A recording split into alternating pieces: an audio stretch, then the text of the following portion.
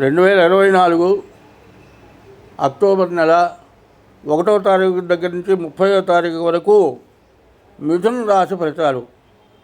కన్యా మిథునయోర్ బుధ.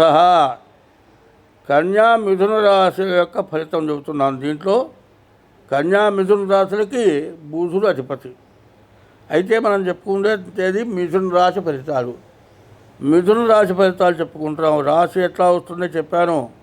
మీరు పుట్టిన జన్మ నక్షత్రం ప్రకారమే రాశి వస్తుంది. చాలామంది పేరును బట్టి నా పేరు ఇది, నా జాతకం చెప్పు, అది కాదు లెక్క.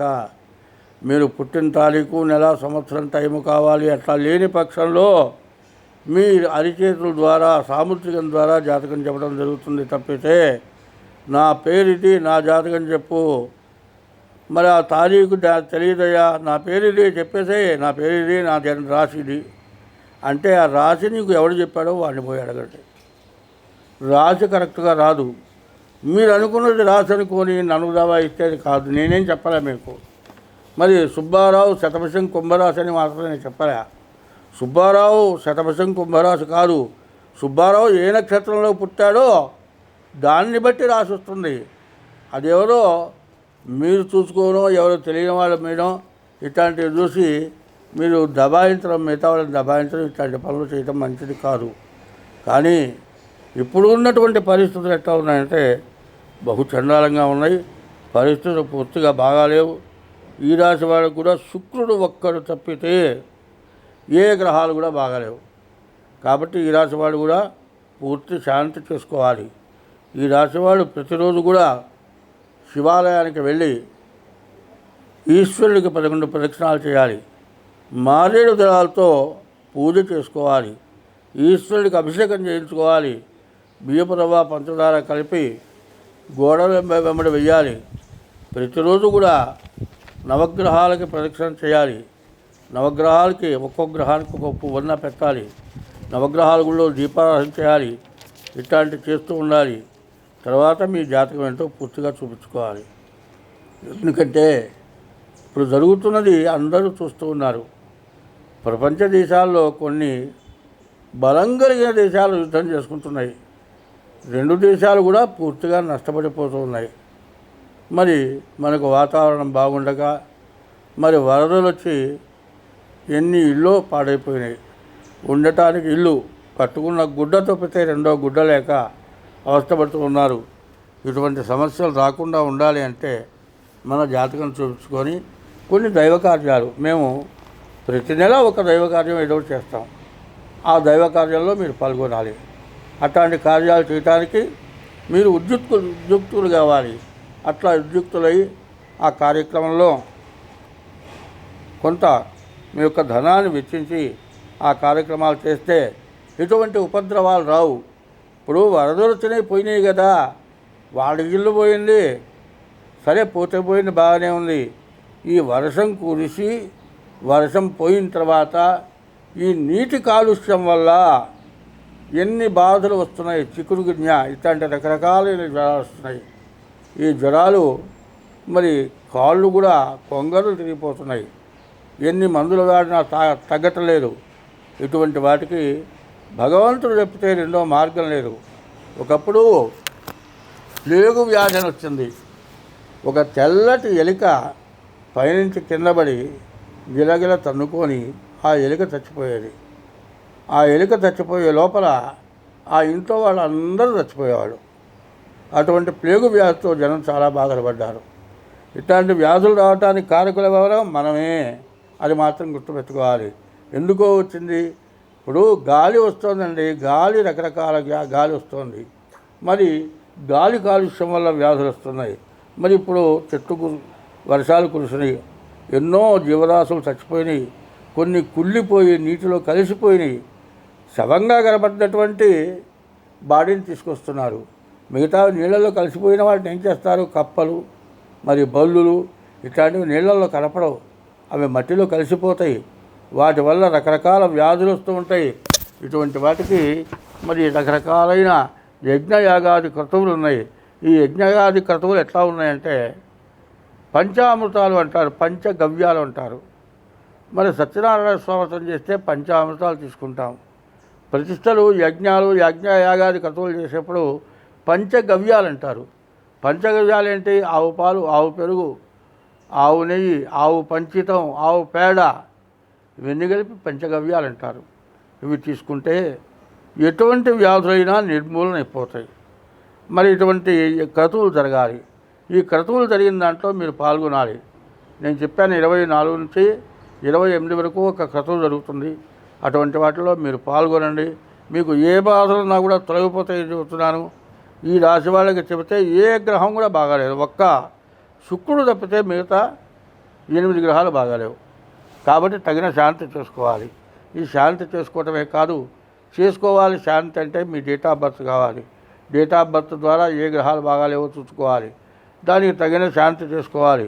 అప్పుడు సమస్యల నుండి మనం బయటపడతాం. కాబట్టి ఎవరైనా సరే ఇప్పుడు ఉన్నటువంటి పరిస్థితులు పూర్తిగా బహు విషాదకరంగా ఉన్నాయి. కాబట్టి ప్రతివాడు కూడా ఇవాళ మనం బాగున్నాం కదా అనుకోవద్దు. ఇవాళ ఇట్లా ఉన్నది, మనం ఎట్లా జరుగుతుందో తెలియదు. ఇంకో గంటలో ఏం జరుగుతుందో మనకు తెలియదు. అట్లాంటి పరిస్థితులు వస్తున్నాయి. ఏమీ లేదండి, ఒక మనిషి మామూలుగా తిరుగుతున్నాడు, కాలు ఏమైపోయింది? కదలటలేదు కదా, మందులు వాడుతుంటే కాలు సన్నబడిపోయింది, కాలు మెలికలు తిరిగిపోయింది. ఏమిటి అప్పుడప్పుడు క్షణాలు ఎందుకు వచ్చింది?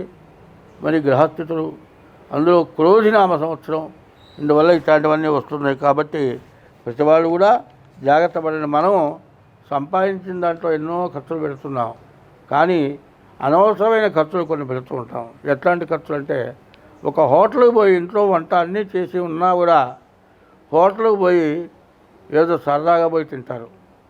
అవి కొన్ని మనకి ఇబ్బంది కలిగజేస్తున్నాయి. ఆ ఆహారాలు ఎంతో బాగుంటాయి. వాళ్ళు ఏం చేస్తారు? హాట్ బాక్స్లో పెడతారు, వేడివేడిగా ఇస్తారు. అప్పుడప్పుడు వండిందా ఏమో మనకు తెలియదు, ఇవాళ వండిందో 3 రోజుల క్రితంలో మనకు తెలియదు. కాబట్టి వాటి వల్ల కూడా జబ్బులు వస్తున్నాయి. కానీ దానికి మాత్రం డబ్బులు ఖర్చు పెడుతున్నారు. ఇప్పుడు ఇంతకుముందు పూర్వం తినే ఆహారాల కంటే కొత్త రకం ఆహారాలు వస్తున్నాయి. ఆ ఆహారాల వ్యాధులు వస్తున్నాయి. మరి ఇవన్నీ అనవసరమైన దండగలు పెట్టే బదులు ముందు మన సంగతి ఏమిటి, మన జాతకం ఏంటి, మన పరిస్థితి ఏంటి, మన దేశం ఏంటి, మన కాలం ఏమిటి, ఇవన్నీ కూడా ఆలోచించుకొని తగిన జాతకాలు చూపించుకొని మీరు ప్రవర్తిస్తే ముందు అడుగు వేయటానికి చాలా బాగుంటుంది. స్వస్తి. మేషరాశి నుండి మీనరాశి వరకు కూడా ఏమి చేస్తే బాగుంటుంది? ఎట్లా అంటే జరుగుతుంది. ఎట్లా ఉందంటే, జననం అనగానే శిరస్సు గడపడగానే జన్మం, శిరస్సు గడపడిన తర్వాత శిశువు భూమి మీద పడ్డ తర్వాత ఏడ్చిన తర్వాత అప్పుడు కానీ టైం వేయట్లా. మరి ఆ శిశువు బయటకు వచ్చి ఏడ్చేదాకా 10 నిమిషాలు, 15 నిమిషాలు, అర్ధగంట కూడా పడుతుంది. నక్షత్రం మారిపోవచ్చు, నక్షత్ర పాదం మారిపోవచ్చు, రాశి మారిపోవచ్చు, జన్మ లగ్నం మారిపోవచ్చు. మరి మీరు చెప్పిన టైంను బట్టి మేము జాతక చక్రం చేస్తాం. మరి జాతక చక్రం వేసి చెబితే మీరు చెప్పింది జరగట్లేదు అంటారు మీరు. కారణం ఏంది? పుట్టినటువంటి సమయాన్ని కరెక్ట్గా వేయకపోవటమే కారణం అవుతుంది. కాబట్టి జాతకాన్ని నమ్మలేనటువంటి పరిస్థితుల్లో బాధపడుతున్నారు. కాబట్టి అన్నిటికీ కూడా జాగ్రత్త పడే మార్గాలు ఉన్నాయి. ఒక మహర్జాతకం చెప్పేటువంటి తండ్రి కూతురు ప్రసవించినప్పుడు టైం రాయమన్నాడు. టైం రాయాలి అంటే ఓ నిమ్మకాయ చేతికిచ్చి మంత్రసానికి బయటపడేయమన్నాడు. ఆ నిమ్మకాయ పడ్డ టైంకి జాతకం రాసుకోవాలనుకున్నాడు.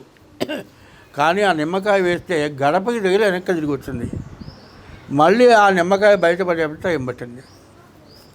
దానివల్ల టైము మారిపోయింది. అయితే ఈ జాతకంలో అమ్మాయి మహారాణి అవుతుందని వచ్చింది. కానీ కొంతమంది సాముద్రికం చూసిన వాడు ఏం చెప్పారంటే వ్యభిచారి అవుతుందన్నాడు. ఎందుకంటే సాముద్రికం ఎప్పుడు ఏంటంటే అసలు ఉన్నది బయటపడుతుంది. రేఖలు మనం పుట్టించేవి కాదు కదా, వాళ్ళ జాతక రీత్యా రేఖలు పుడతాయి.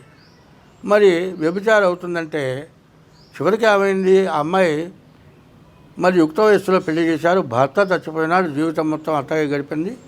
చివరికి ఆ అమ్మాయి మరణించింది. చివరికి దహనం చేద్దామని తీసుకొని వెళ్తే విపరీతమైన 7 తొండంలో వర్షం. దహనం చేయడానికి కుదరలే. ఆ శ్మశానంలో ఒక షెడ్లో శవాన్ని పెట్టి వీళ్ళు వచ్చేశారు.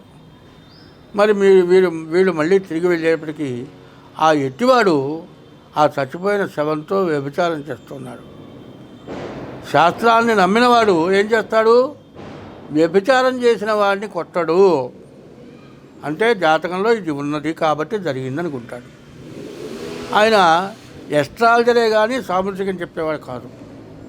సాముద్రికం చెప్పిన వాడి మాట కూడా నమ్ముతాడు. తన ఎస్ట్రాలజీ ప్రకారం జరిగేది ఎట్లా జరుగుతుందో సాముద్రికం ద్వారా కూడా అట్లాగే జరుగుతుంది. కాబట్టి ఈ రెండిట్లో కూడా తేడా వచ్చినా కూడా దైవ బలం వల్ల చాలా పనులు అవుతాయి. మేషరాశి నుండి మీనరాశి వరకు మేము చెప్పిన నే కాదు, నాలాంటి వాళ్ళు చాలామంది చెబుతూ ఉన్నారు. దాంట్లో ఏది జరగలది లేదు అనుకుంటే దానికి తగిన పూజా విధానాలు ఉన్నాయి. అవి మీరు చేస్తే మీకు అన్ని మార్పులు వస్తాయి. మీరు కావాలంటే మీరు మమ్మల్ని సంప్రదించండి. ప్రతి నెల ఒక దైవ కార్యం జరుగుతుంది.